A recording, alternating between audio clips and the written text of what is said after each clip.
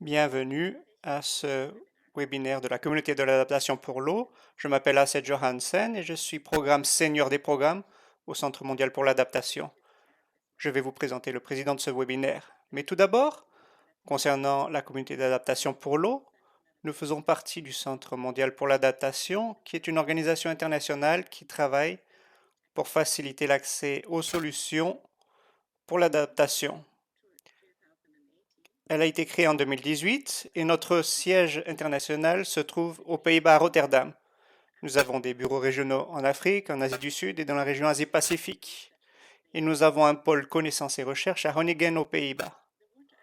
La communauté d'adaptation pour l'eau est une plateforme mondiale qui permet de partager, développer et échanger des idées, des connaissances, des ressources sur le rôle crucial que joue l'eau pour l'adaptation. En 2023, la communauté d'adaptation pour l'eau soutiendra le panel international pour les deltas et les zones côtières, dont vous entendrez parler beaucoup plus tout à l'heure dans ce webinaire.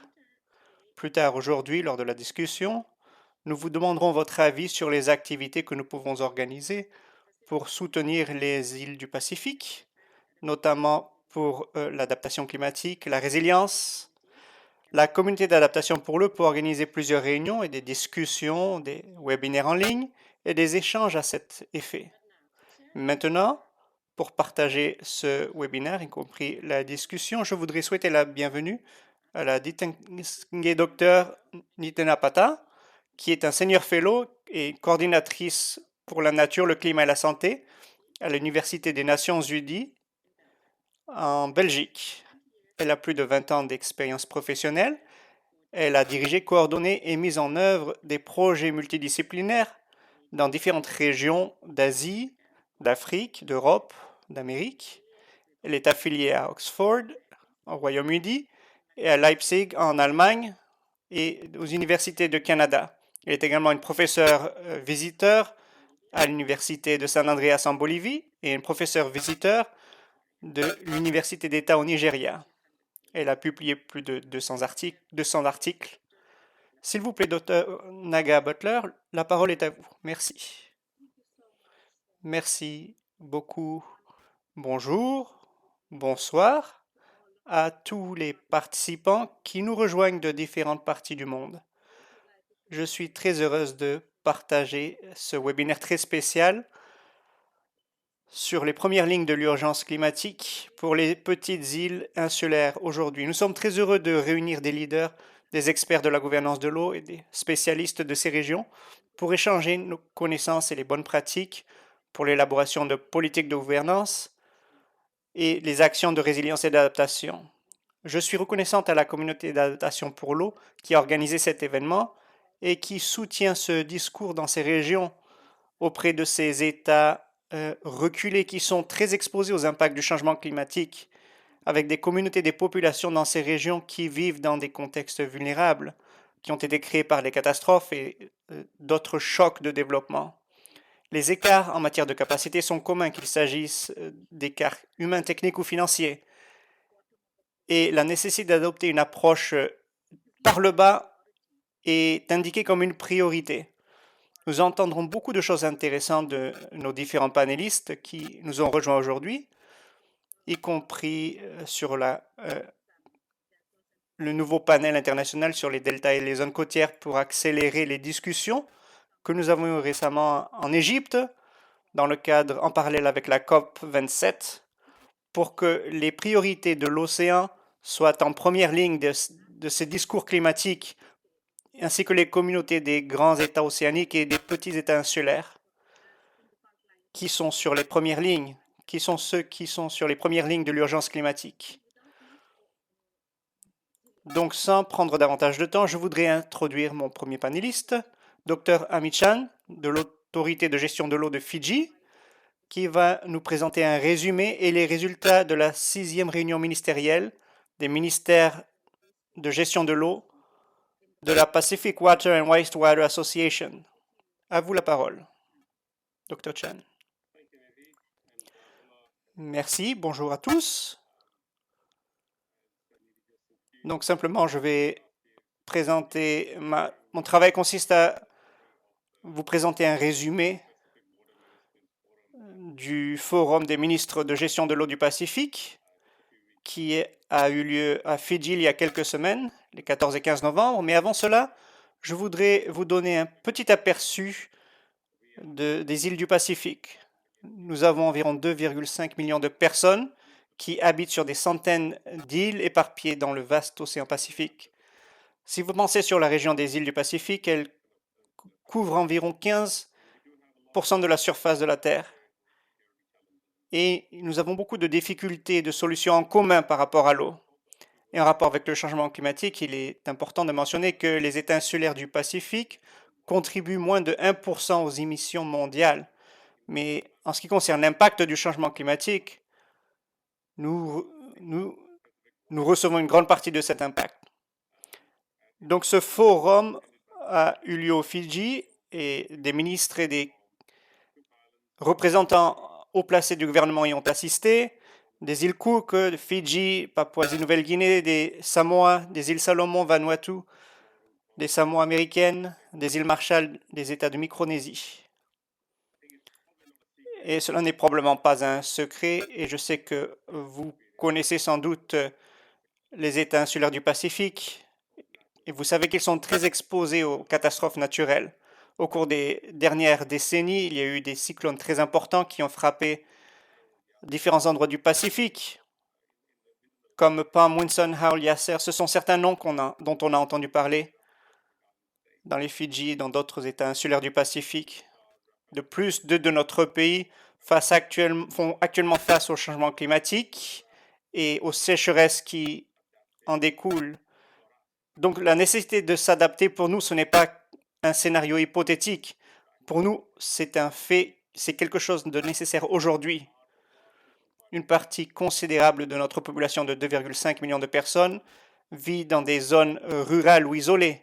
Il y a également beaucoup de communautés urbaines informelles qui vivent en dehors des zones desservies par les services d'assainissement et d'eau centralisée. Lorsqu'on pense à l'élévation du niveau des océans et les difficultés que cela entraîne pour les États insulaires du Pacifique, il est évident, lorsqu'on pense qu'il y a de nombreux États insulaires du Pacifique qui ne sont qu'à quelques mètres au-dessus du niveau de la mer, et plus de 50% de notre population vit à moins de 1 km de la côte. Donc il y a déjà des impacts sur les personnes habitant dans les régions côtières. Et le forum ministériel a noté cette difficulté et a indiqué qu'il est urgent de faire des investissements nationaux et régionaux importants pour soutenir la science et l'infrastructure, pour assurer notre résilience climatique, pour bâtir des infrastructures résilientes au changement climatique, ce qui permettra aux communautés de résister aux impacts que nous connaissons déjà aujourd'hui. En plus des catastrophes naturelles et de la nécessité de construire des infrastructures résilientes, il y a d'autres difficultés aux frontières en matière de sécurité, notamment l'impact sur les nappes phréatiques à cause de la sécheresse, ainsi que l'inclusion d'eau de mer. Il y a la pollution, l'extraction de minéraux. Il y a également l'infrastructure essentielle qui a certains besoins, des besoins de renouvellement à cause des impacts climatiques. Et quelque chose de très unique pour les petits États insulaires, c'est la vulnérabilité de l'approvisionnement. Lorsque vous réfléchissez à la distance qui nous sépare des terres les plus proches, l'impact de la vulnérabilité de la chaîne d'approvisionnement à cause de la COVID-19 et de la guerre en Russie, on ressent cet impact sur l'accès aux matières premières, au coût des produits chimiques, par exemple pour le traitement. Et c'est là une difficulté importante pour les petits États insulaires du Pacifique.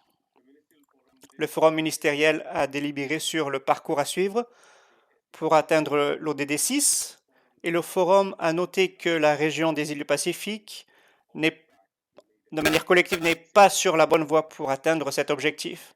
Mais pour nous remettre sur la bonne voie, il faut intensifier des efforts à tous les niveaux pour obtenir des données sur le financement, renforcer les capacités et la gouvernance. Et pour vous donner une petite idée du besoin en matière de financement, en 2017, le gouvernement de Fidji a effectué une évaluation de la vulnérabilité climatique de l'infrastructure publique de Fidji afin de mieux comprendre la menace et ce qui devait être fait. Donc, cette évaluation a montré clairement que les Fidji ont besoin de plus de 10 milliards de dollars comme investissement, et cela c'était en 2017, pour améliorer la résilience climatique de son infrastructure. Et lorsqu'on examine la région des îles du Pacifique, on a besoin d'entre 6,5 ou 9 en PBI chaque année investis dans l'infrastructure de résilience climatique pour avoir une chance de résister à l'impact du changement climatique. Et c'est ce genre d'investissement qui ne peut pas avoir lieu avec des fonds du gouvernement. Et cela a été très clairement exprimé par tous les ministères du Forum. Ils ont fait un appel à nos partenaires de développement pour soutenir l'accès à des mécanismes de financement existants et émergents.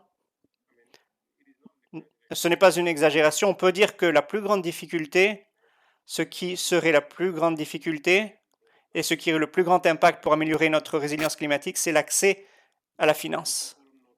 Le forum ministériel a également noté que l'impact sérieux des eaux usées non traitées ou partiellement traitées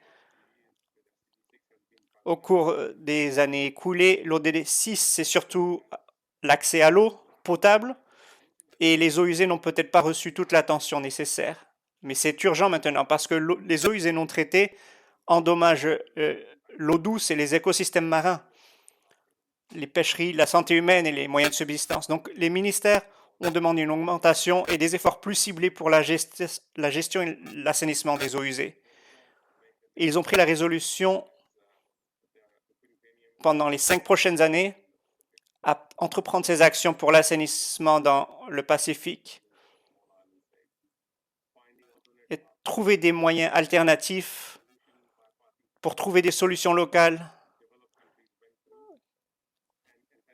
Et comme vous le savez, l'assainissement, c'est quelque chose d'indispensable pour les États insulaires du Pacifique. Et enfin, le forum ministériel a reconnu que la conférence de l'ONU de 2023 en mars est un forum essentiel qui nous permettra d'élever la voix de la région. Et le forum ministériel a pris leur résolution que la résolution de la réunion serait présentée lors de la conférence de l'eau au nom des ministres du Pacifique par les représentants des pays insulaires du Pacifique. Merci.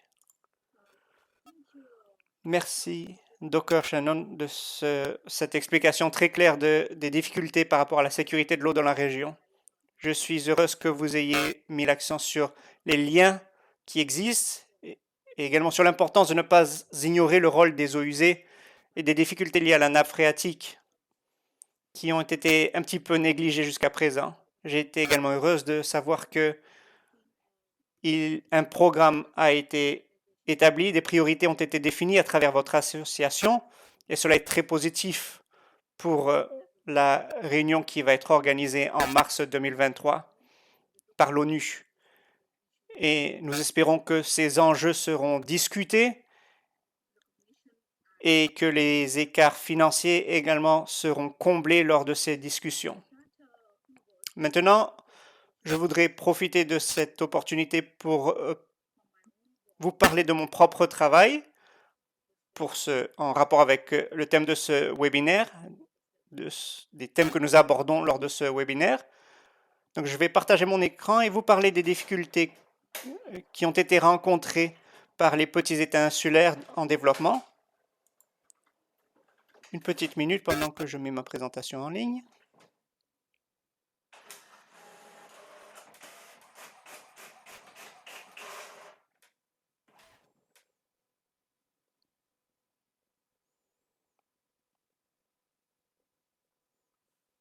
D'accord.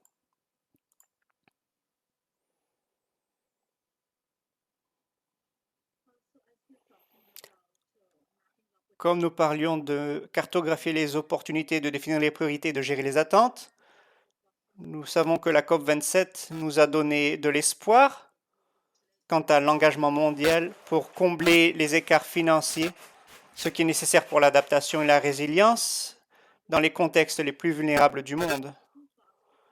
Ces deux parcours pour gérer les opportunités et les attentes, nous permettront de définir des programmes pour ces régions. Et cela est important. Je crois qu'on pourrait également prendre note de l'utilisation des plateformes, des engagements qui sont déjà en place. Le Forum économique mondial, par exemple, en 2014-2015, a commencé à mettre la crise climatique, la crise de l'eau, en première ligne de la crise mondiale. Les objectifs de développement durable, en même temps, sont importants pour l'action climatique et pour certains programmes très spécifiques pour les communautés côtières. Et il y a d'autres rapports internationaux qui soutiennent ce programme dans ces régions particulières.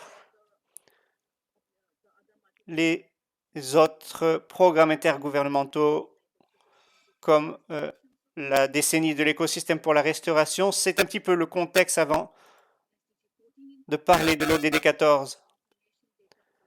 Notamment compte tenu de toutes les données que vous voyez sur l'écran concernant la pertinence des programmes côtiers pour les communautés océaniques.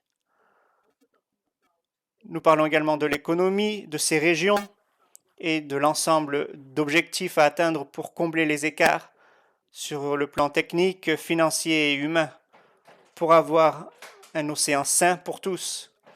Sur cette ligne particulière qui couvre les accords multilatéraux et environnementaux, l'année dernière, nous avons vu le lancement de la décennie de l'ONU pour les océans, qui a été signée pour le développement durable, avec ses 10 principes.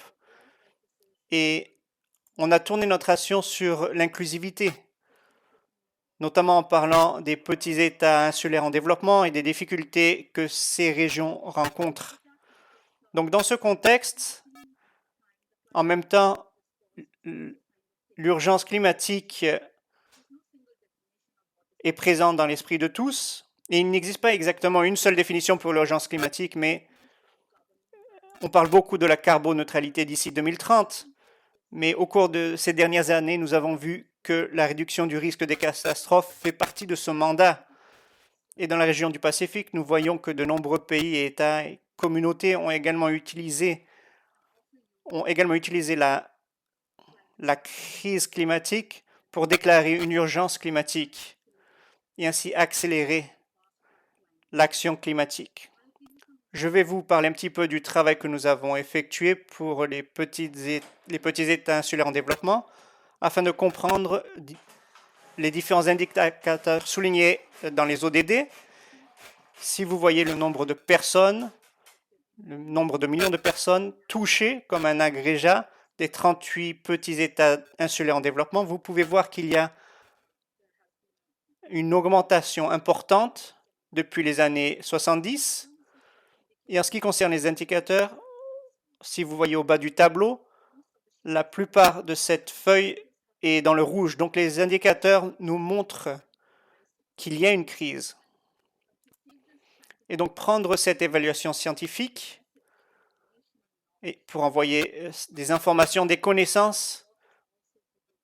Notre travail consiste également à travailler aux politiques, à générer des documents qui peuvent fournir des preuves basées sur les données pour prendre des décisions politiques justes et correctes, et c'est ce que nous avons fait dans la région.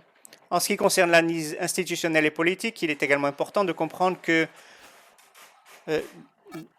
dans une crise climatique, l'action doit être prise de manière collective. Il ne s'agit pas simplement de fournir aux parties prenantes et aux communautés des informations et des connaissances, mais également de pouvoir élaborer une stratégie intelligente pour transformer la théorie sur la sécurité de l'eau ou la sécurité climatique en action pratique. Et cela nous a permis de comprendre le rôle de certaines stratégies qui ont été approuvées en 2014 et ont été un mécanisme régulier pour soutenir les partenariats multipartites dans la région.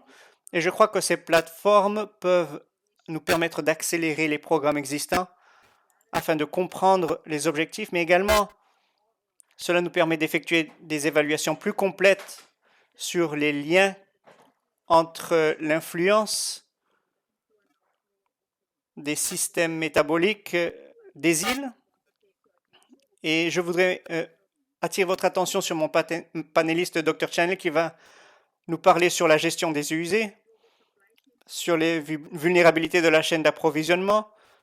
Donc tous ces impacts sont des facteurs ou des dimensions qui ont un effet direct ou indirect sur la durabilité d'un système insulaire. Donc pour pouvoir déconstruire la complexité, nous avons effectué certaines évaluations et nous avons concrétisé en recommandations politiques dans différents forums. Et en ce qui concerne les interventions, nous soutenons un secteur spécifique, notamment les systèmes d'aquaculture d'algues dans certains de ces grands états océaniques. Nous établissons des recommandations de durabilité conformes aux solutions adaptées à l'écosystème, pas simplement pour faire des diagnostics ou déterminer quels sont les problèmes, mais également pour offrir des solutions qui permettent d'atténuer, et je suis certaine que d'autres panélistes en reparleront, quelles sont les bonnes pratiques à mettre en œuvre pour atténuer certaines des difficultés que nous avons soulignées. Il faut encore comprendre qu'il faut soutenir les systèmes politiques en tandem pour que des preuves scientifiques puissent orienter les politiques. Et avant de terminer, je voudrais parler un petit peu de certains thèmes que j'ai entendus lors de la COP27 dans l'Ocean Pavilion, mais également lors de certaines séances dédiées aux petits États insulaires et aux grands États océaniques dans le cadre de la planification résiliente, le cadre pour le développement de planification résiliente du Pacifique. Il fournit un cadre d'orientation pour une approche intégrée afin de lutter contre le changement climatique et gérer les risques liés aux catastrophes. Et donc les îles du Pacifique ont été citées comme un point de référence à cet égard. Ce cadre existe déjà et a été approuvé par certains États membres. Et les États insulaires du Pacifique ont également présenté une déclaration historique aux leaders lors de la COP. Et cette déclaration d'urgence climatique qui parle de nombreux processus intéressants, surtout avec ce programme par le bas, il a attiré beaucoup d'intérêt, ainsi que certains engagements financiers qui ont été discutés pour ces régions. Et directement dans l'Ocean Pavilion, nous avons également discuté d'innovation technologique, de l'utilisation d'informations et d'outils de communication pour soutenir des initiatives dirigées par les communautés. Et je voudrais en profiter pour terminer en reprenant les paroles d'activistes climatiques des Fidji qui ont dit que le changement climatique menace non seulement la structure biophysique, mais également la structure sociale des communautés du Pacifique. Et c'est pour cela que les engagements de combler les écarts financiers pour assurer l'adaptation et la résilience est une question de justice et pas simplement une question d'obligation envers ces petits États insulaires en développement et les pays comme ceux qui se trouvent dans le Pacifique. Merci beaucoup. Après cette petite présentation, je voudrais vous présenter mon prochain panéliste, M. Amit Singh, qui est un spécialiste de développement de projets dans le pôle NDC du Pacifique régional, qui va nous parler de la façon dont nous pouvons intégrer les enjeux de l'eau aux contributions nationales, surtout pour les solutions, les écarts et les opportunités en matière d'adaptation pour l'eau. Monsieur Singh, la parole est à vous. Merci Nelly. Je vais partager mon écran.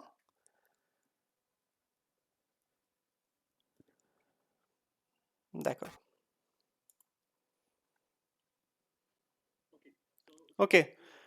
Donc j'étais heureux d'écouter les deux panélistes, Dr. Chan, notamment, qui ont dit à quel point il est nécessaire de donner un espace à ces pays pour l'eau dans la région, mais également comment gérer les impacts du changement climatique sur l'eau dans la région.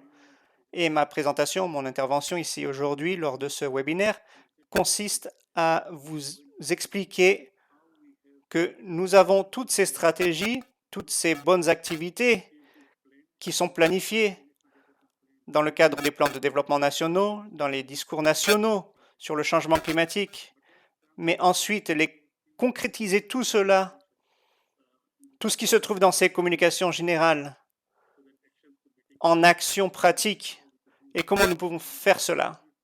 Si nous disons que l'eau est vraiment essentielle et que les interventions pour l'eau sont indispensables, il faut que cela soit reflété dans les contributions nationales. Donc, ce que je vais faire aujourd'hui pendant ma présentation, je vais vous présenter certaines des contributions nationales et vous expliquer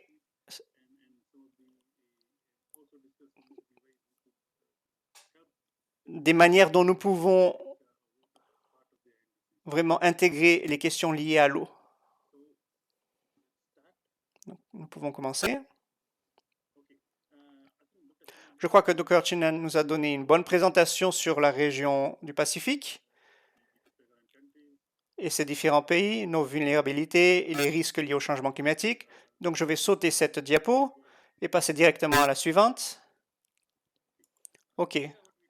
Ici, ce que nous voyons, c'est que pour discuter la raison pour laquelle nous devons inclure l'eau dans les NDC, je crois qu'il est très important de noter qu'environ 50% de notre population vit sans accès à des installations d'eau potable de base. C'est un très grand nombre par rapport à d'autres régions du monde. Et jour après jour, vous savez, des événements extrêmes pour l'eau touchent les personnes, les habitants des pays insulaires du Pacifique, à travers des inondations, des sécheresses. Et ce sont certains des événements qui devraient donner lieu à des actions pour intégrer les questions liées à l'eau, aux communications climatiques. Nous voyons également plus de 2/3 des États insulaires du Pacifique, de leur population qui vivent sans accès à des structures d'assainissement de base. Et ce chiffre est très élevé, car la plupart de nos populations habitent dans des zones rurales où ils ne sont pas connectés au système de service d'eau, aux services d'eau usée.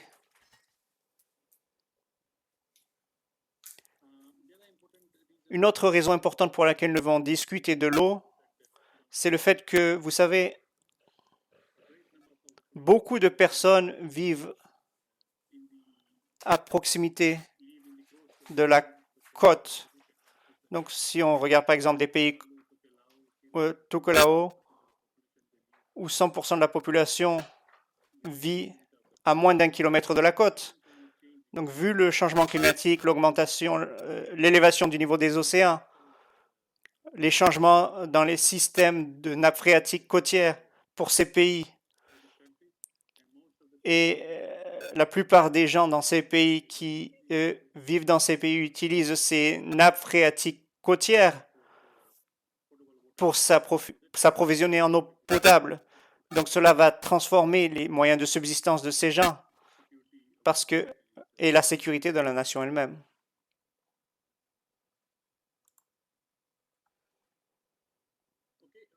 D'accord.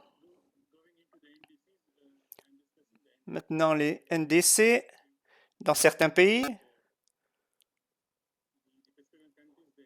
on voit qu'ils ont envoyé les indices après avoir signé l'accord de Paris, et certains d'entre eux, ou la plupart d'entre eux, ont mis à jour les NDC. Donc 70-71% des pays du Pacifique ont envoyé les NDC pour 2020, 2021 et 2022.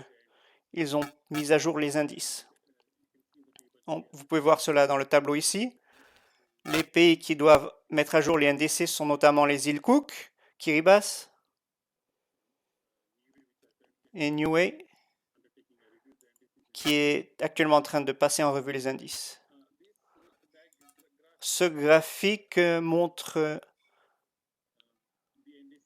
les indices et comment ils ont intégré l'eau et les interventions qui sont en place, et des groupes comme la gestion des ressources, les services d'eau, les moyens de mise en œuvre par exemple, les activités identifiées dans le cadre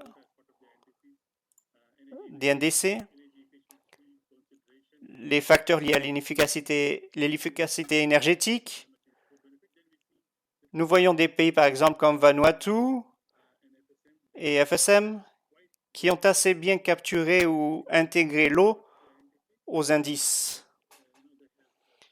Vous voyez qu'ils ont intégré ou ils ont énuméré à part les interventions liées à leur service d'eau.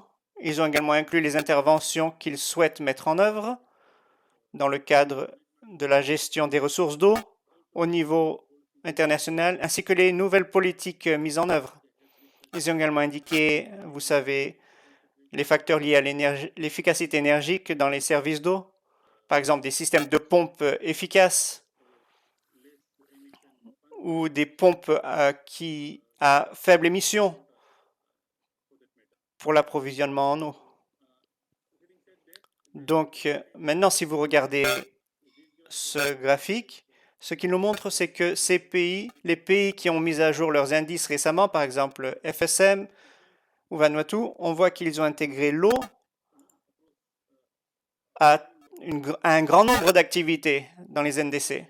Si vous regardez les pays qui ont intégré, qui ont mis en œuvre les NDC en 2020-2021, vous verrez que l'eau n'a pas intégré autant que nous le voudrions dans le cadre des indices. Et il existe plusieurs raisons pour cela. Et je dois dire que, vous savez, les NDC, tels qu'ils sont les contributions nationales du pays. Et ce que cela signifie, c'est qu'il appartient au pays seulement, en fonction des circonstances nationales, d'inclure ce qu'ils pensent qui est pertinent dans le cadre des indices pour arriver à un triple C. Parce que, en fin de compte, ce sont eux qui sont responsables, il leur appartient d'envoyer les données relatives aux progrès réalisés et de suivre ces mesures. Donc, il y a plusieurs pays dans la région qui ont bien articulé la gestion de l'eau dans le cadre de leurs objectifs, mais il y en reste encore beaucoup de choses à améliorer lors de la prochaine version des NDC pour la plupart des autres pays insulaires du Pacifique, pour intégrer l'eau de manière plus étendue, parce qu'il est évident que le programme de la région, c'est l'eau et les services d'eau et la gestion des ressources.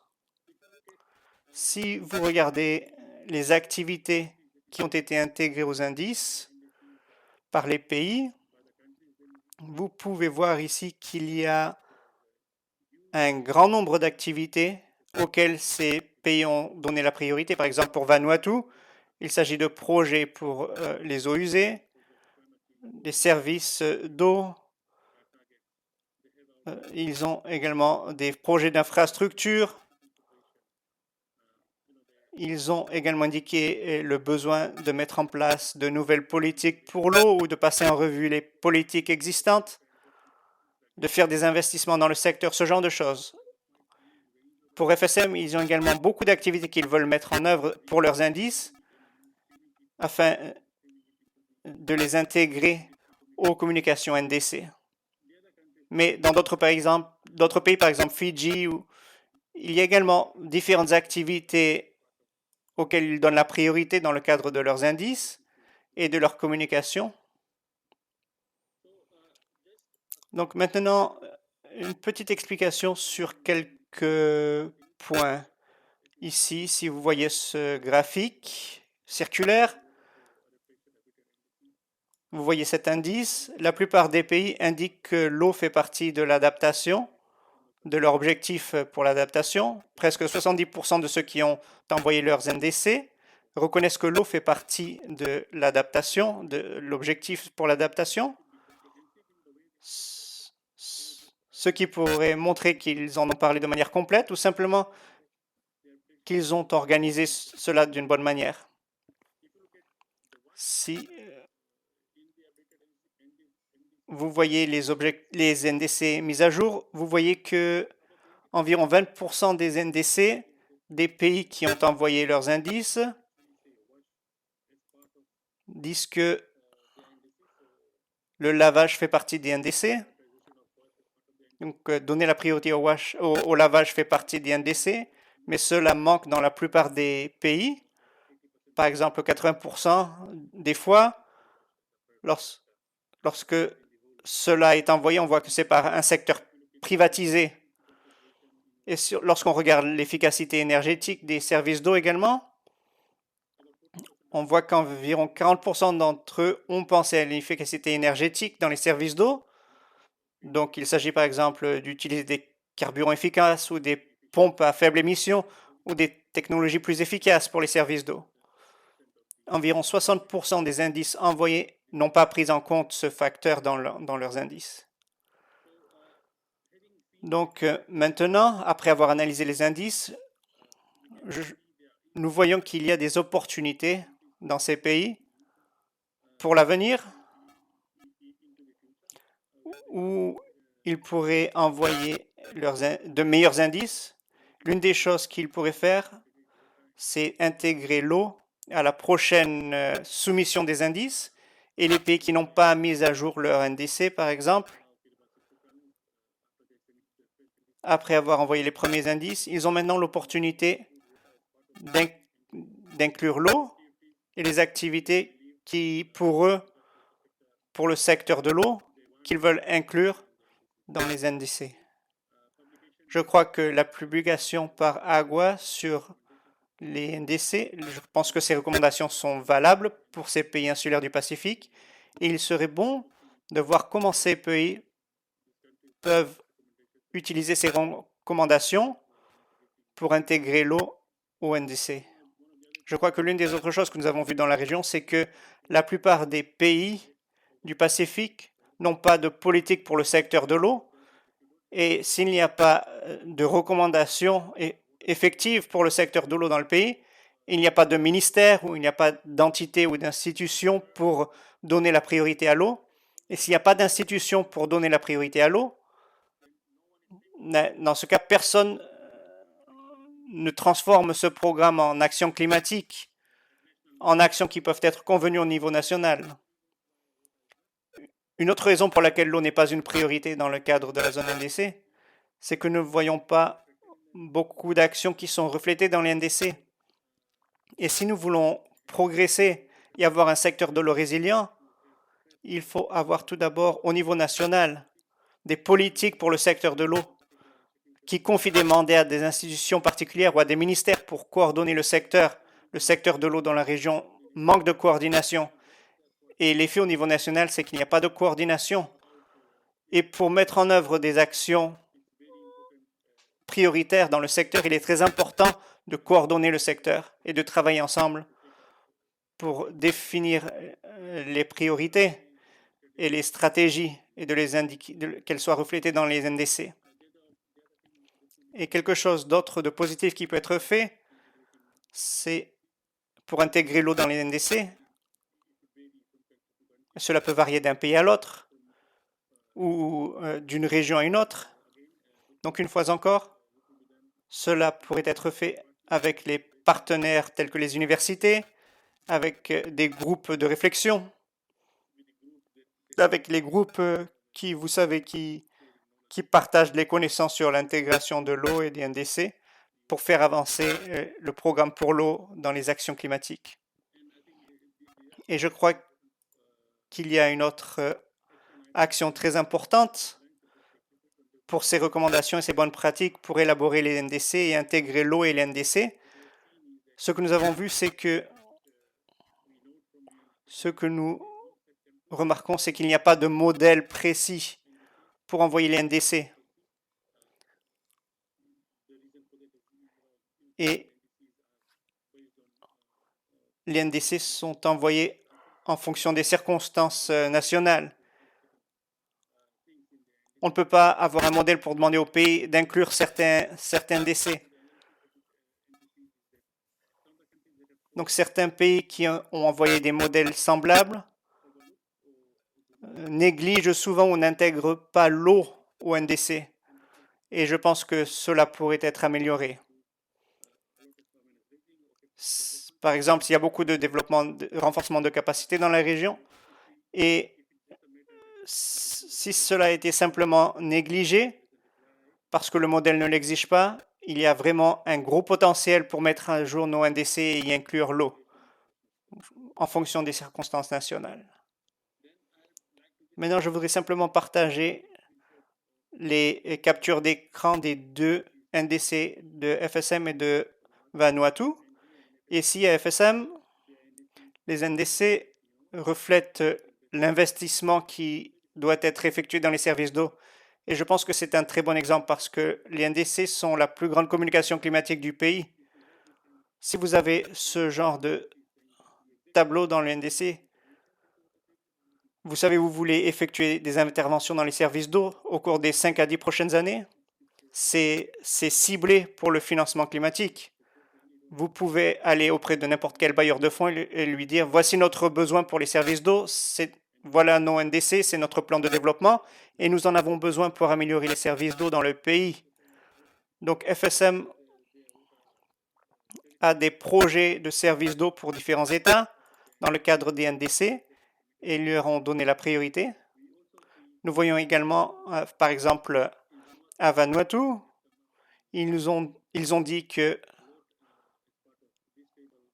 avec ce tableau pour les engagements envers l'eau, dans les NDC, on voit par exemple A338, ils disent un autre engagement pour que les gens aient un accès variable à de l'eau potable sûre. Et il y a d'autres documents politiques, mais vous savez, il y a des conditions également. Donc vous savez lesquelles sont des conditions requises et lesquelles ne sont pas des conditions requises, et quel est le financement requis pour cela. Donc je partage ces captures d'écran pour vous montrer que il est bon de réfléchir au NDC s'il va y avoir de nouvelles versions. Et il est bon d'avoir des objectifs très ciblés, quantifiés pour les NDC, pour le secteur, au lieu de simplement dire des choses très générales. Par exemple, nous allons nous assurer que nous gérons nos ressources de manière équitable.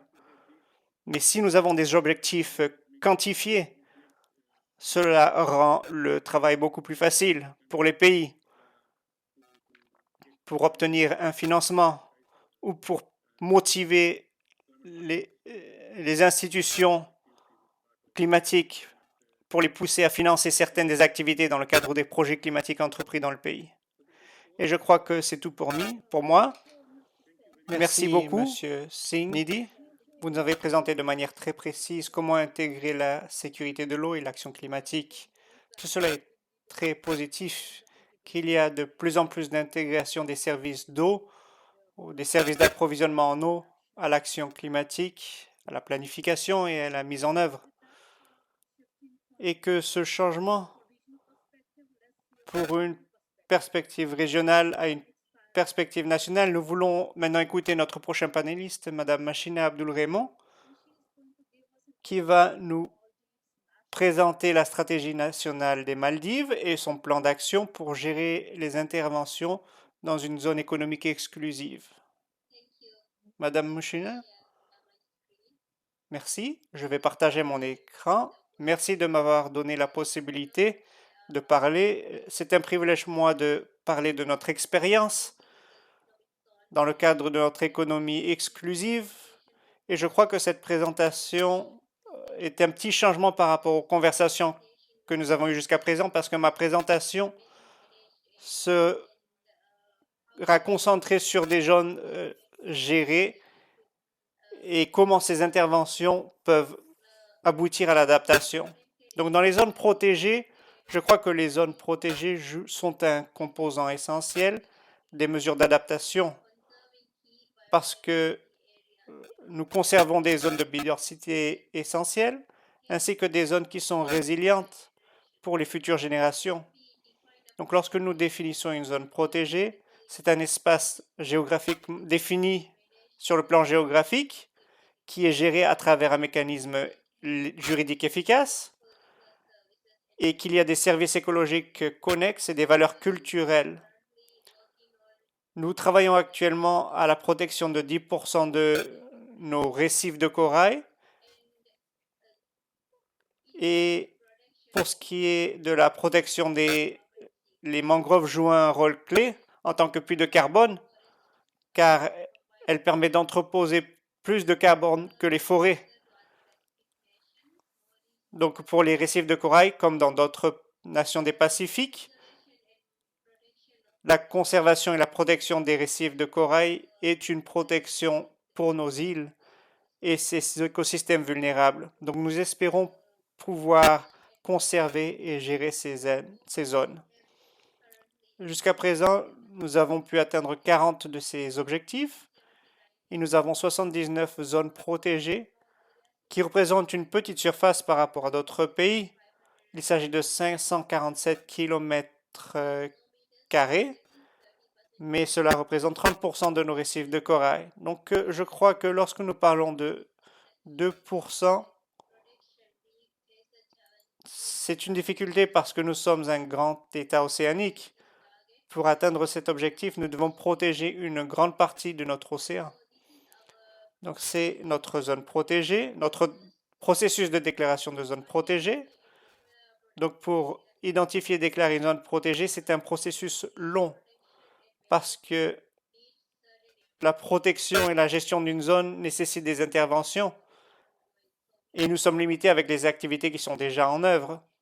Donc nous avons besoin de consulter des parties prenantes, d'obtenir leur approbation dans certains secteurs, tels que celui des pêcheries et du tourisme.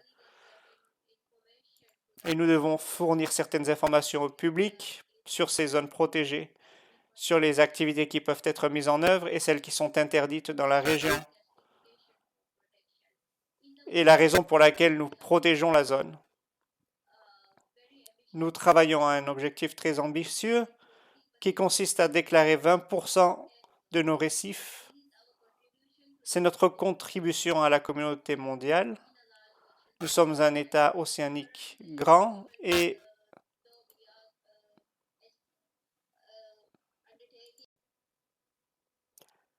en ce moment, bien que nous avons des mesures durables pour les pêcheries, nous voulons prouver à la communauté mondiale que par la protection, nous pouvons contribuer à la conservation d'espèces, à leur protection, afin d'offrir des avantages économiques plus importants tels que l'augmentation du nombre de poissons pêchés et la biomasse des poissons attrapés. Donc, comme je l'ai dit tout à l'heure, si on compare les pourcentages au total, nous avons certaines zones protégées, c'est très petit.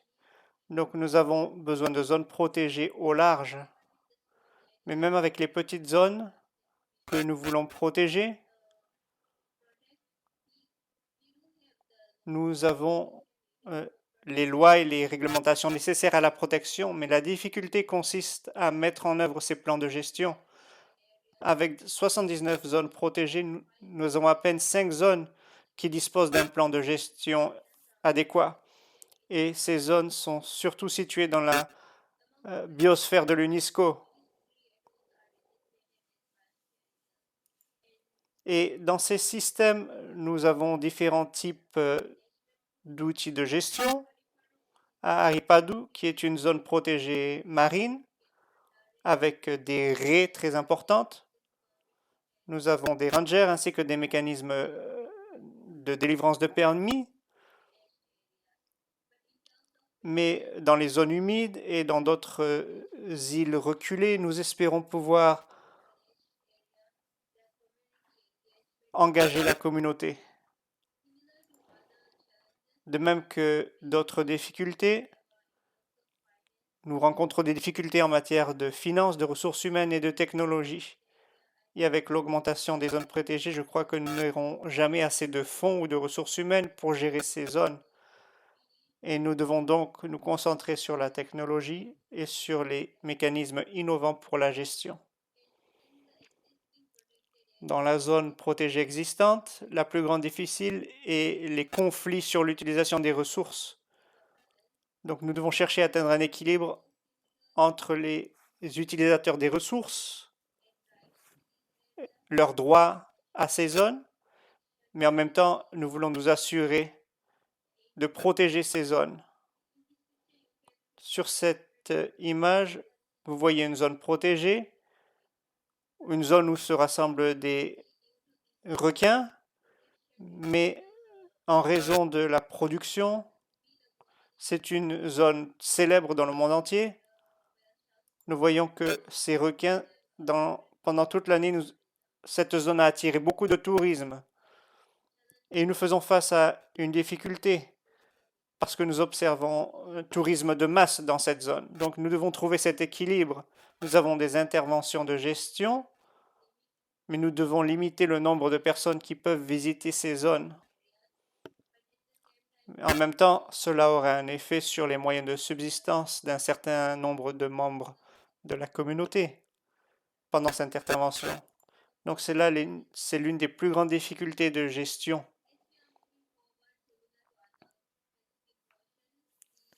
De même que dans d'autres océans, nous avons besoin de zones marines protégées pour atteindre les objectifs mondiaux pour la protection. Une grande zone marine protégée est une zone de plus de 150 000 km, mais ces grandes zones protégées,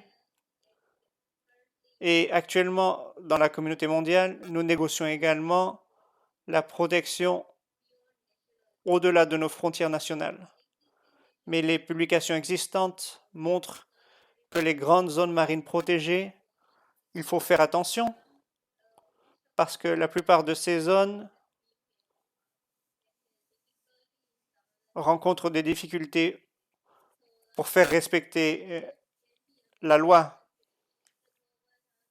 Donc il faut avoir des mécanismes pour atteindre les objectifs. Mais il faut prendre les précautions nécessaires en matière de gestion pour qu'il s'agisse bien de zones gérées.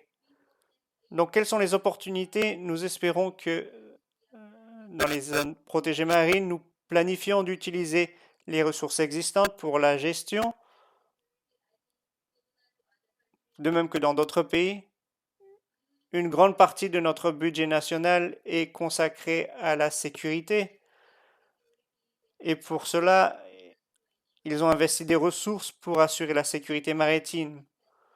Donc toutes ces installations peuvent être utilisées pour gérer les zones protégées.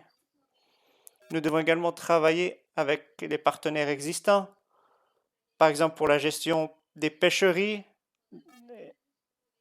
et les collaborations régionales pour gérer les grandes zones marines. Et donc, par la suite, nous suggérons de créer de meilleurs partenariats pour la technologie et l'échange de connaissances, parce qu'il y a des pays qui ont assez de technologie et de ressources et qui mettent en œuvre des activités de surveillance et de suivi à distance très avancées. Et c'est là un domaine qui nous intéresse pour gérer ces zones, la surveillance et le suivi à distance. Et je crois que cela va nous aider à gérer de grandes zones protégées, parce que nous n'avons pas suffisamment de fonds ni suffisamment de personnes pour surveiller ces zones. Mais peut-être que certains mécanismes de surveillance, par exemple des navires et des structures pétrolières, peuvent causer davantage d'émissions et avoir des impacts négatifs en matière de coûts. Donc pour ce suivi, cette surveillance, nous devons également penser aux émissions et prendre des mesures durables pour investir dans la nature, parce que investir dans la nature, c'est investir dans notre capital naturel. En établissant et en gérant des zones protégées, nous investissons dans notre économie, en protégeant nos pêcheries et le tourisme dont dépend notre économie. Merci, c'était ma présentation. N'hésitez pas à m'envoyer un email si vous avez des questions. Merci.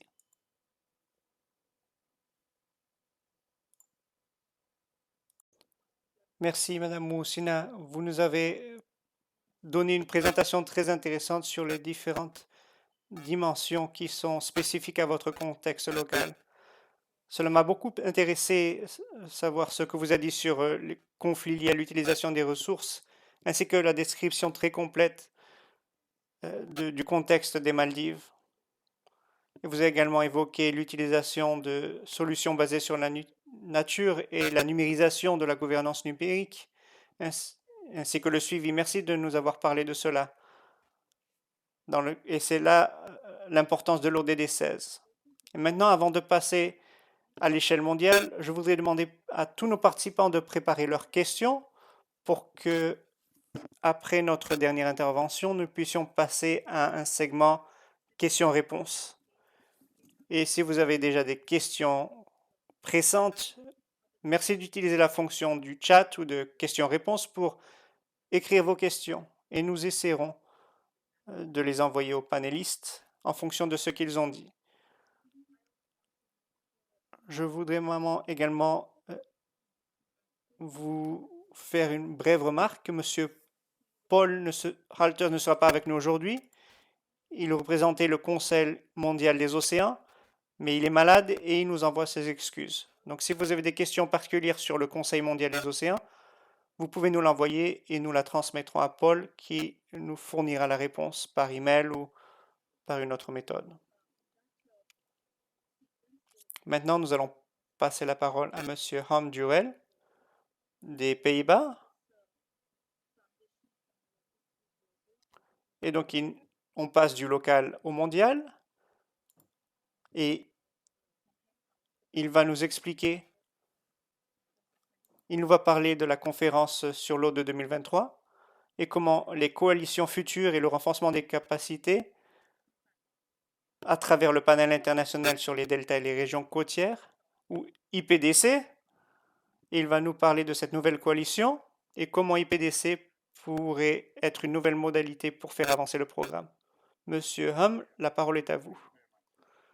Merci beaucoup, Nidi. Je vais partager mon écran.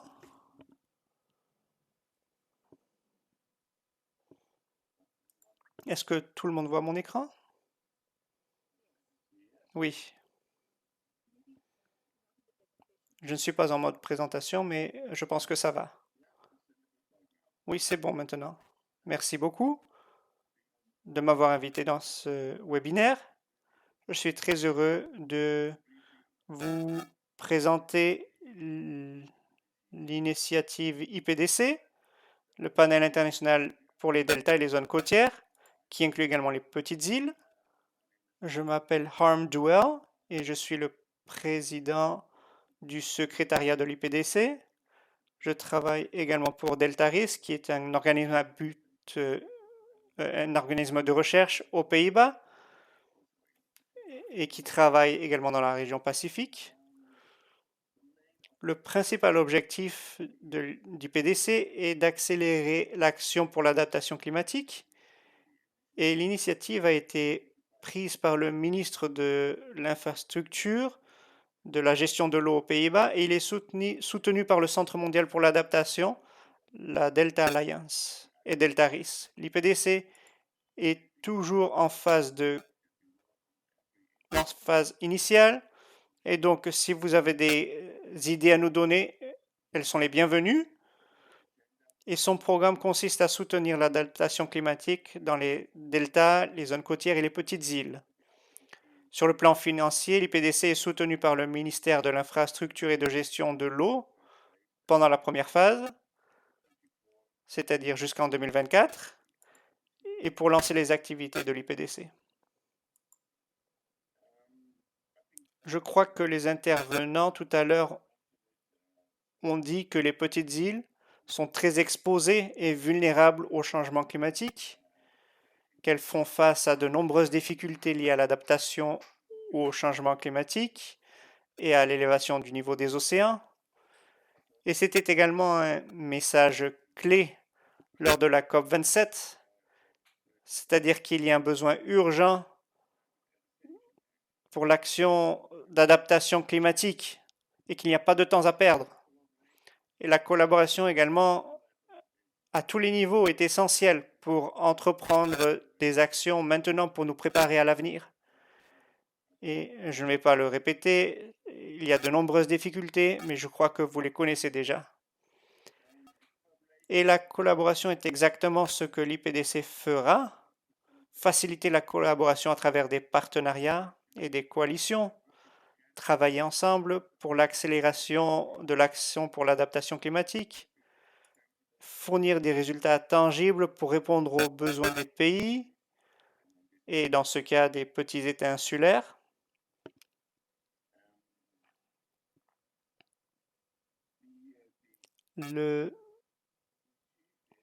Pour ce faire, il faut collaborer pour faciliter la planification pour l'adaptation intégrée et combler le fossé en matière de mise en œuvre. Nous avons le groupe de champions pour les politiques et le financement. Nous avons également le panel scientifique international qui réunit des scientifiques de haut niveau et des experts sur l'adaptation climatique. Et au troisième niveau, nous avons la mise en œuvre qui fait appel à des agences et des réseaux qui sont chargés de soutenir les actions pour l'adaptation climatique sur le terrain. Comment le groupe des champions? Il se compose de leaders de haut niveau de gouvernement d'institutions financières pour assurer l'engagement politique et financier ainsi que le leadership. Il joue un rôle clé pour que l'eau ait la priorité dans l'action climatique en accélérant les programmes d'éducation climatique, l'intégration de l'eau et aux plans d'éducation internationaux et en soutenant la mise en œuvre des plans. Il est également important de souligner qu'il joue un rôle pour soutenir d'autres pays et des petits États insulaires en favorisant l'échange de connaissances et en communiquant les bonnes pratiques. Lors de la COP27, il y a eu un lancement préliminaire du groupe de champions avec les ministres des Pays-Bas en Égypte, d'Égypte, de Colombie, mais ainsi de la Banque de développement asiatique et du Fonds climatique vert. Donc nous avons déjà lancé ce groupe de champions. Mais nous envisageons toujours d'inclure d'autres pays, ainsi que d'autres institutions financières telles que la Banque mondiale et la Banque de développement interaméricaine, qui ont également pris un engagement envers l'IPDC. La couche scientifique, il s'agit du panel international, se compose de scientifiques de haut niveau, d'experts de l'adaptation qui échangent leurs connaissances pour la planification et la mise en œuvre. Par exemple, en établissant des scénarios à une échelle locale pour quantifier le risque climatique sur le moyen terme et le long terme, mais également pour soutenir des solutions d'adaptation et des outils. Et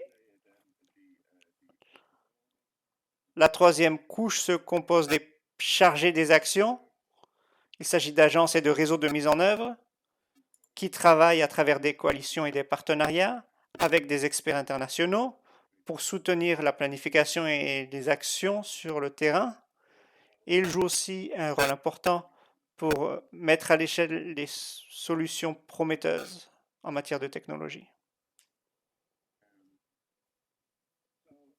Donc l'IPDC se concentre sur 6 équipes. 5 équipes travaillent au cadre d'accélération mondiale, qui est un enjeu clé lors de la conférence de l'eau de l'ONU l'année prochaine. Et nous avons ajouté le 6e pour des difficultés d'adaptation très spécifiques. L'IPDC va bâtir cette coalition pour travailler en réseau avec des équipes sélectionnées. Et nous avons récemment commencé des discussions avec les réseaux indiqués sur cette diapo. Et si vous voulez contribuer, faites-le moi savoir après cette séance. Comme je l'ai dit, nous sommes actuellement dans le processus de conception de l'IPDC et le lancement officiel aura lieu lors de la conférence de l'eau de l'ONU en mars 2023. En attendant, les membres du groupe des champions et le secrétariat de l'IPDC travaillent ensemble dans ce parcours et nous organisons des ateliers régionaux et des webinaires comme celui-ci pour créer des partenariats et définir le programme de l'IPDC pour sa première phase. jusqu'à la conférence Delta que nous voulons organiser en mars 2024. Et le programme de l'IPDC indiquera tous les besoins, toutes les conditions requises en matière de connaissances, d'outils, de recommandations et d'innovation pour soutenir la planification pour l'adaptation et mettre en œuvre les actions. Bon, il y a beaucoup d'informations sur cette diapo, mais je crois que le principal message sur cette diapo, c'est que l'IPDC est un engagement à long terme pour contribuer au travail pour atteindre les objectifs de développement durable d'ici 2030.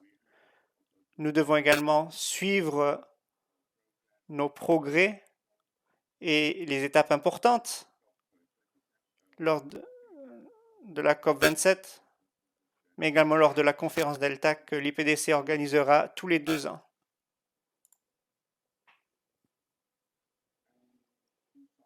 Donc pour récapituler, je crois que le message le plus important est que l'IPDC veut œuvrer pour que l'eau soit au cœur de l'action climatique en partageant des connaissances pour l'action locale, mais également en harmonisant un portefeuille de projets à mettre en œuvre et la finance.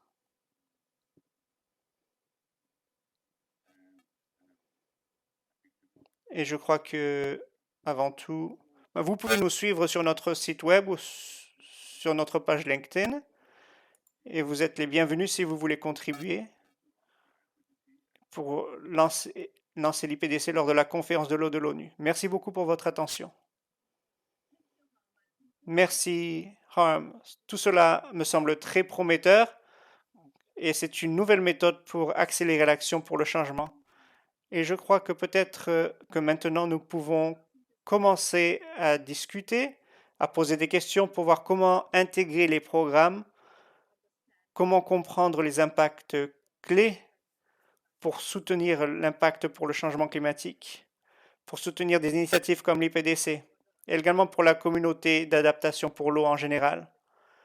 Et je demande à tous les panélistes d'allumer leur caméra pour que nous puissions avoir cette discussion sur le rôle de l'IPDC, sur son programme, les projets ou les activités qu'il dirige actuellement, les initiatives qui ont été lancées pour harmoniser les programmes de sécurité de l'eau et de résilience climatique.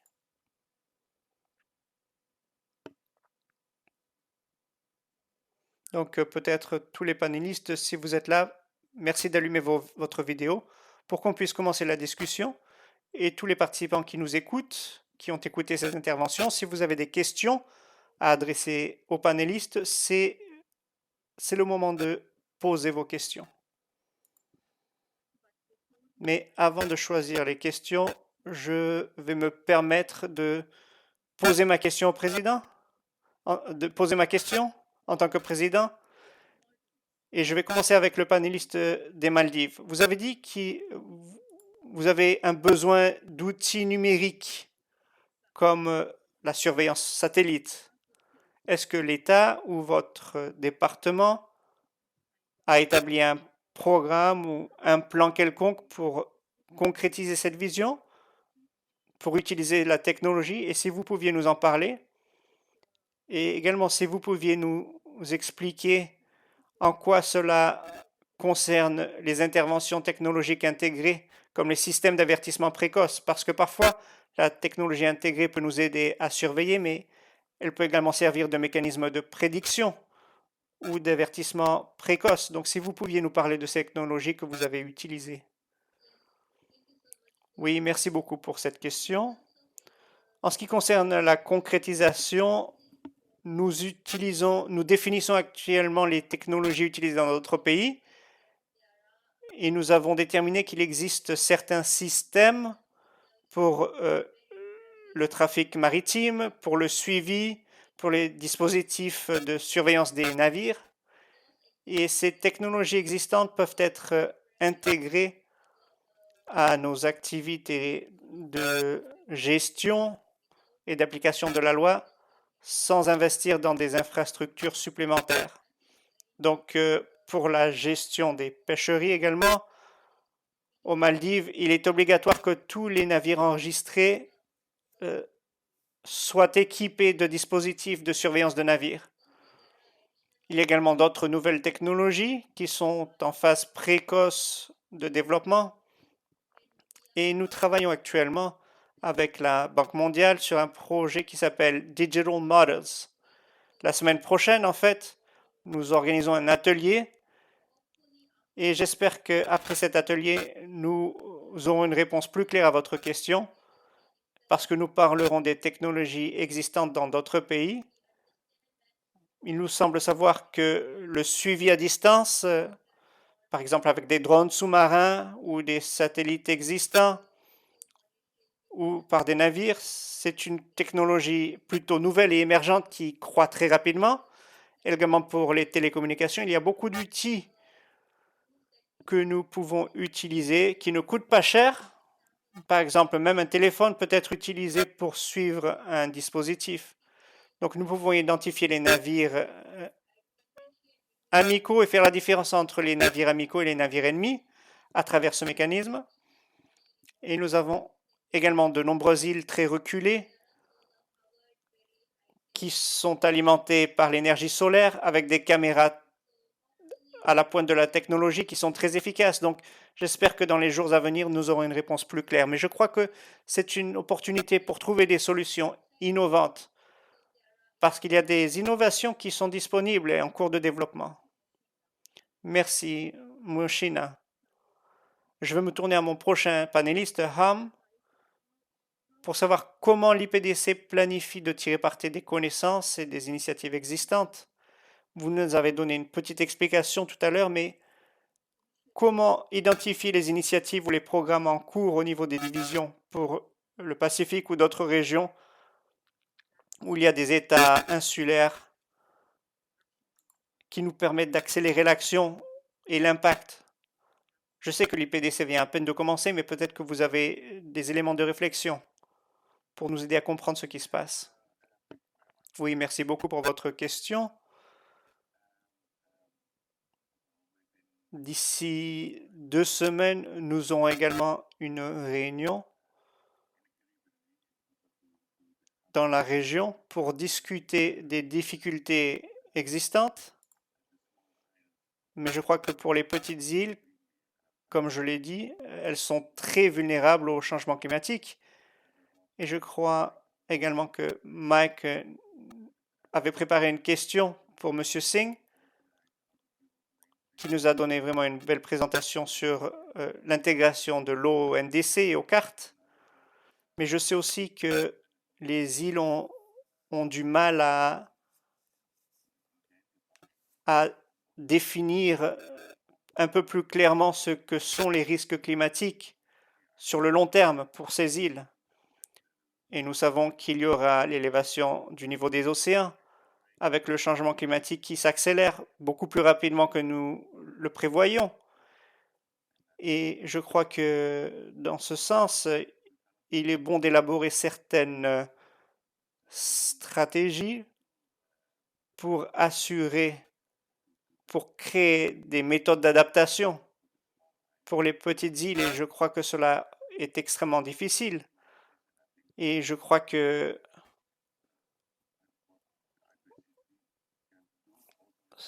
dans ce sens, il serait utile de réunir des scientifiques pour cartographier plus clairement les liens climatiques et les opportunités qui existent pour que les petites îles s'adaptent à ces difficultés.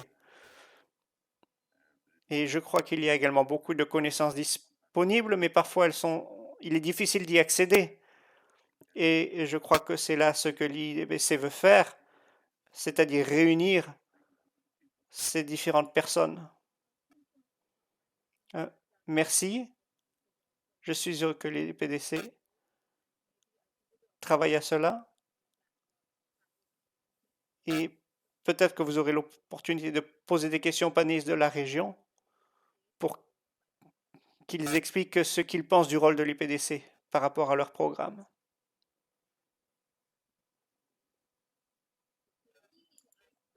Est-ce que vous voulez demander aux panélistes ce qu'il pense du rôle de l'IDPC. Donc je vous donne la parole si vous voulez. Si vous voulez parler de votre pays et de la manière dont les partenaires régionaux voient l'IPDC.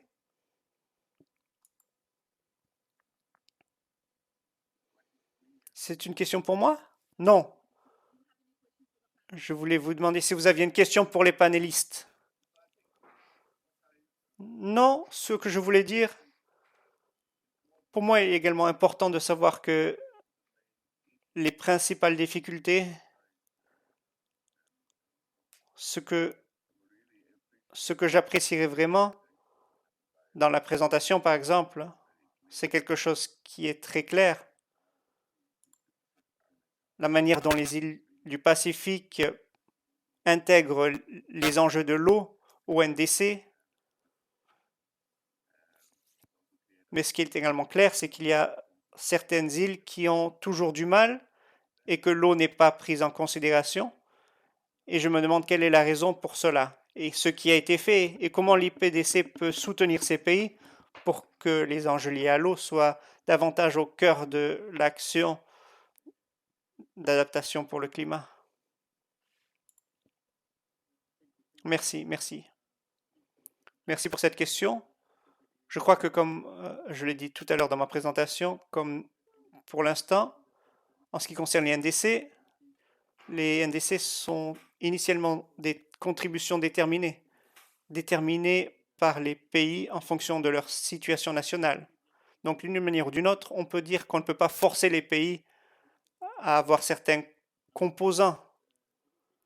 Mais ceci dit, il est également très important que nous sensibilisions ces pays autour des enjeux liés à l'eau pour les NDC, dans le cadre des projets liés à l'eau, qu'il s'agisse de la sécurité de l'eau, qu'il s'agisse d'organiser l'eau au niveau national, par exemple la coordination du secteur de l'eau.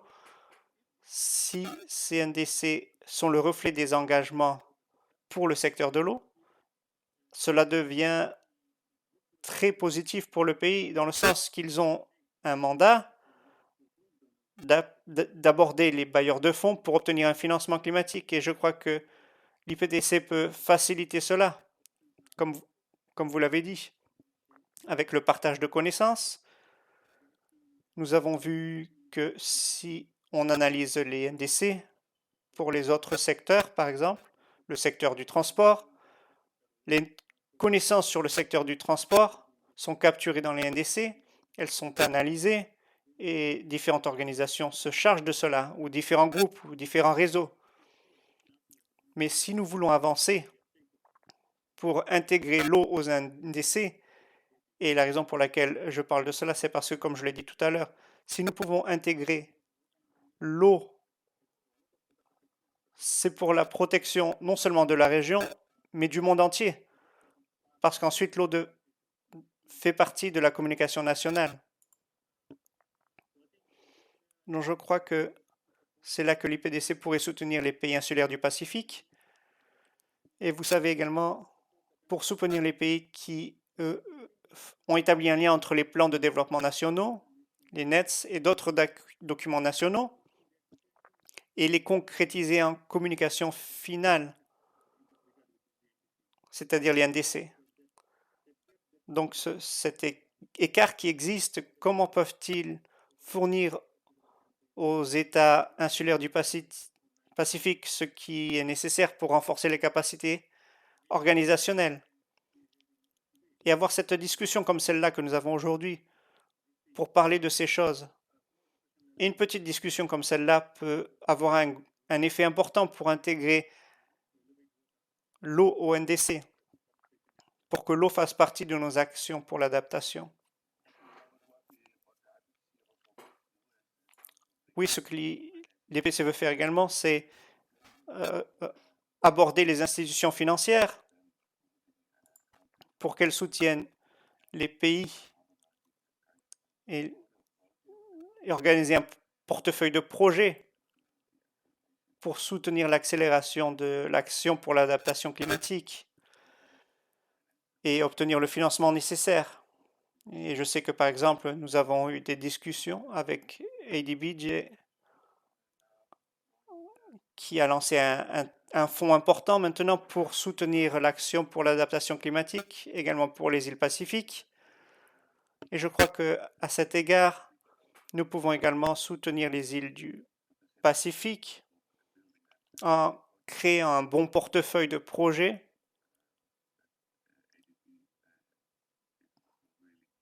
dans lesquels ADP est vraiment très intéressé à investir. Et je crois que cela pourrait être une contribution très utile pour les îles du Pacifique. Oui, je suis d'accord. Docteur Chanel, est-ce que vous voulez ajouter quelque chose à ce que Harm vient de dire ou est-ce qu'on passe à la question suivante? Oui. Moshina, allez-y. Et après ça, Docteur Chan. Merci. Oui, je suis tout à fait d'accord avec vous, Monsieur Singh. Je pense qu'il existe une opportunité de partage d'expériences, des enseignements appris. Nous avons des petites îles avec des difficultés en commun. Il y a également certaines difficultés qui sont uniques, spécifiques à certains pays.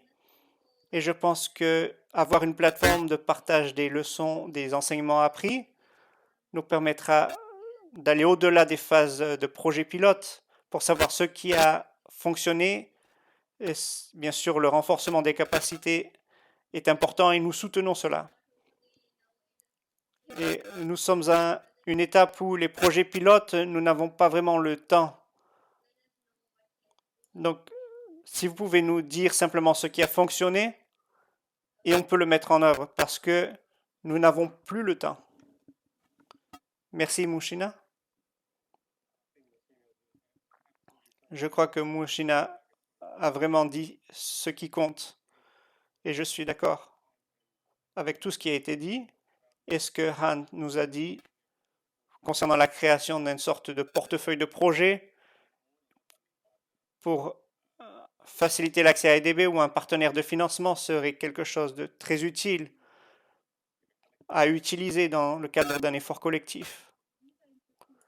Il s'agit là de réflexions intéressantes pour définir les priorités pour l'IPDC. Il est intéressant d'explorer ces différents moyens de mode de travail. Cela me rappelle la discussion que nous avons eue lors de la séance plénière de la COP. Il y a beaucoup de diagnostics, mais maintenant c'est le moment de passer à l'action et de comprendre les bonnes pratiques, de les mettre à l'échelle, de trouver des partenaires financiers, d'obtenir l'adhésion des institutions financières pour combler les écarts financiers. Et cela semble être le consensus. Oui, je suis d'accord. Ce qui vient d'être mentionné, je crois que il est clair que nous n'avons pas le temps de nous inquiéter. Également, ce que nous devrions également faire, c'est partager les expériences. Et l'IPDC facilitera ce processus, et cela est également un élément important, ainsi que l'aspect de renforcement des capacités. Parce que, en effet, nous n'avons pas le temps d'essayer toutes sortes de choses ou de mettre en œuvre des projets pilotes.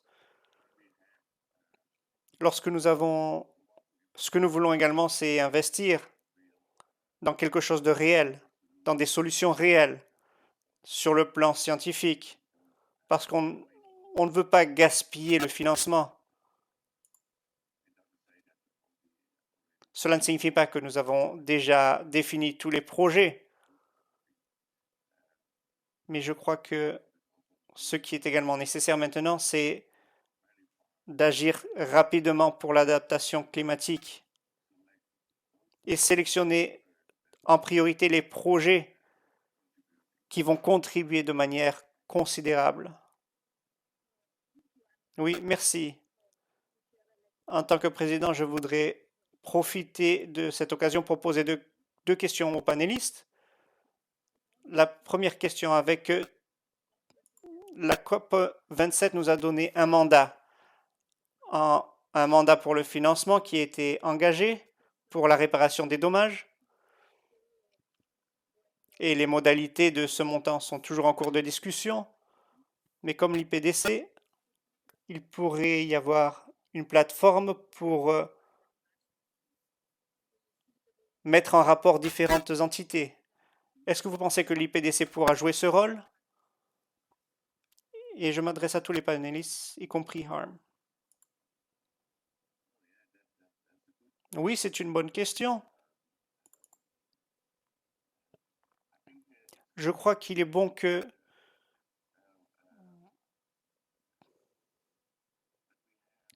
nous ayons, disons, un financement disponible. La difficulté, je pense, est de passer à l'action. Et je crois que en travaillant ensemble avec différents pays, gouvernements, nous pouvons également définir certaines recommandations en matière de mise en œuvre, de manière à non seulement financer, disons, les actions lorsqu'il y a un risque lié aux catastrophes, parce que lorsqu'il y a une catastrophe, on veut réparer, mais également il faut réparer de manière à ce que les nouvelles structures soient résilientes au changement climatique. Pas simplement reconstruire, mais reconstruire en mieux. Mais je crois qu'il est bon. Je crois que tout cela est positif, mais il ne faut pas perdre du temps à trouver des procédures très compliquées. C'est vrai que nous avons besoin de certaines recommandations. Oui, merci, Harm. Si je peux, je crois laisser la parole également à d'autres panélistes qui, en ce qui concerne le mandat de l'IPDC pour faciliter l'accès aux fonds, la difficulté avec la COP actuelle, le message est clair, mais il faut déterminer l'accès aux fonds. Cela est essentiel. Et comme Moussina nous l'a dit de manière très précise, il n'y a plus le temps de mettre en œuvre des projets pilotes et de discuter. Et simplement, pour revenir sur le nombre de personnes qui nous parlent et nous disent qu'ils veulent nous aider à faire des évaluations des vulnérabilités, mais la réalité, c'est que nous avons déjà une demi-douzaine de rapports qui nous disent ce que nous devons faire. Et je ne veux pas avoir encore une conversation avec une agence multilatérale qui va venir me dire qu'elle veut faire une évaluation de maturité. Ce que je veux, c'est l'accès au fond pour faire des choses sur le terrain. Et quelle que soit la forme qu'adopte l'IPDC, ce qui est important, c'est que nous ne voulons pas remplacer des bureaucraties multilatérales qui sont déjà là par une autre. Il faut qu'elle soit différente. Et la seule manière d'y parvenir, c'est en simplifiant le processus. Et cela est important parce que si on en remplace une par une autre, ce n'est pas vraiment l'objectif que nous ciblons. Merci, Dr. Chan. Et je suis tout à fait d'accord avec votre message. Ce n'est plus le moment de faire des diagnostics. Nous sommes bien équipés. Mais l'action est quelque chose qui est prioritaire maintenant. Mouchina, vous avez quelque chose à ajouter sur cette question ou est-ce qu'on passe à la question suivante? Oui, allez-y. Merci, Mouchina. Oui, je suis tout à fait d'accord avec ce qu'a dit Dr. Chan. L'IDPC ne doit pas rester coincé avec des questions de politique et de diplomatie, avec d'innombrables discussions. Donc, je suis tout à fait d'accord. Mouchina? Oui, je voulais simplement ajouter que ce que nous espérons, c'est apprendre de l'expérience qui sont disponibles avec les mécanismes de financement existants.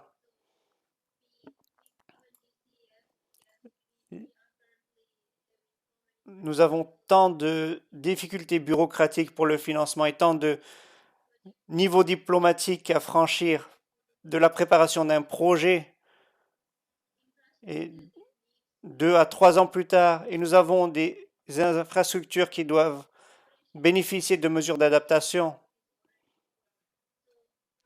Donc, combien d'années faut-il pour préparer tout cela? Et je crois que les leçons apprises nous montrent que nous devons mettre en place un mécanisme plus rapide.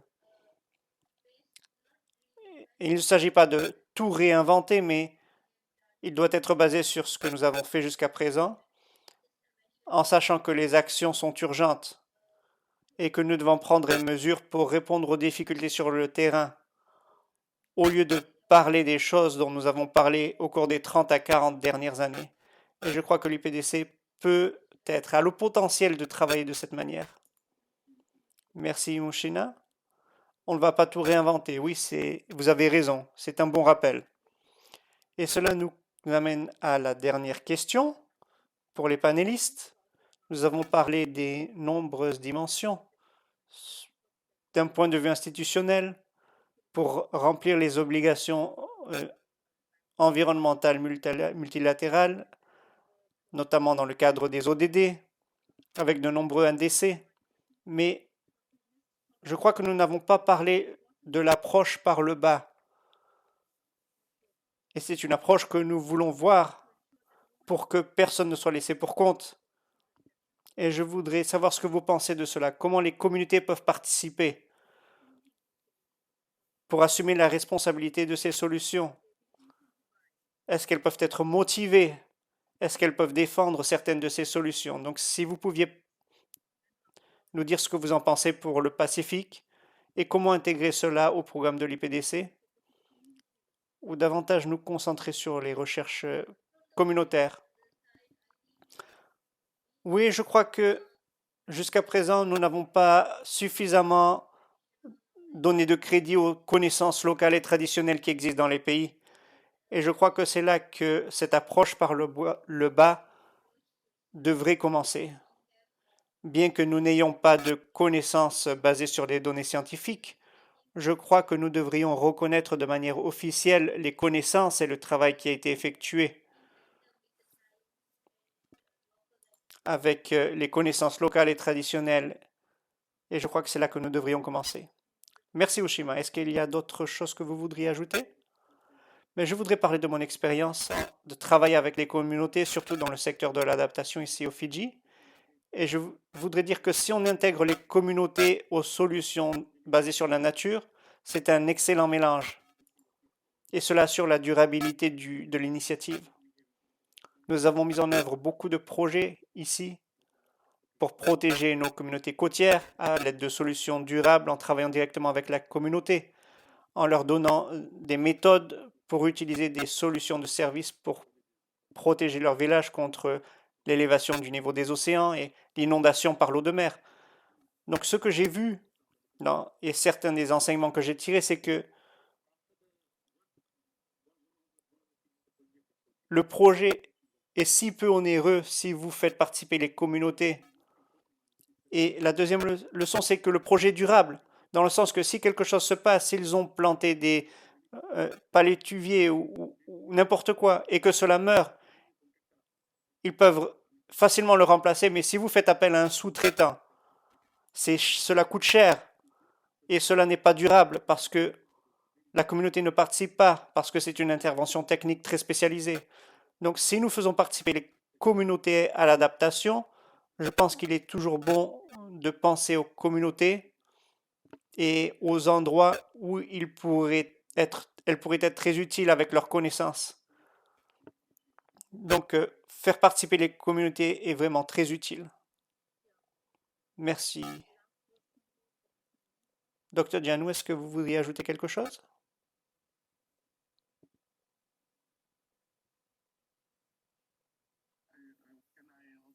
Pourrais-je également ajouter que je pense que les communautés locales jouent un rôle très important pour l'action pour l'adaptation climatique. Et c'est également la raison pour laquelle l'IPDC veut créer des réseaux pour que les communautés locales puissent contribuer à l'action pour l'adaptation climatique. Et également, ce que nous voulons faire en tant qu'IPDC, c'est de voir comment des solutions locales prometteuses peuvent être mises à l'échelle et appliquées peut-être à d'autres régions ou à d'autres îles, d'autres pays. Et je crois que c'est ce que nous voulons voir également.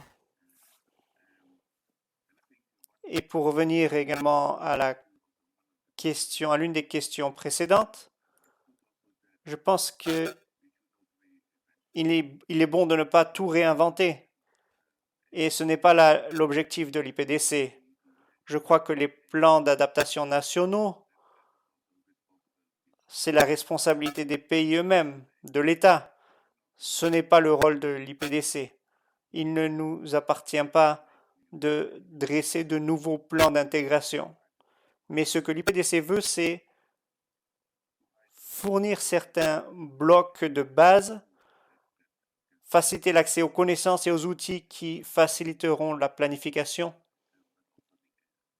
ainsi que les actions sur le terrain. Et je crois que c'est également ce que je voulais ajouter. Merci. Je crois que c'est vraiment une excellente conclusion pour notre discussion aujourd'hui. Et nous pouvons remercier tous les panélistes pour leur contribution. Nous comprenons qu'il y a des possibilités de rester en contact, de partager nos expériences, de faire partie de l'IPDC, alors qu'il évolue pour devenir cette plateforme qui nous permettra de définir des programmes pour les grands États océaniques et les petits États insulaires. Une fois encore, merci à vous tous qui nous avez rejoints aujourd'hui, qui avez contribué à cette discussion, à tous mes panélistes, et merci une fois encore à la communauté pour l'adaptation pour l'eau, qui a organisé cet événement, cette plateforme d'échange de connaissances pour identifier les écarts et pour devenir des collaborateurs, pour devenir des partenaires dans ce programme de transformation dont nous rêvons. Merci beaucoup. La séance est maintenant close. Merci, au revoir.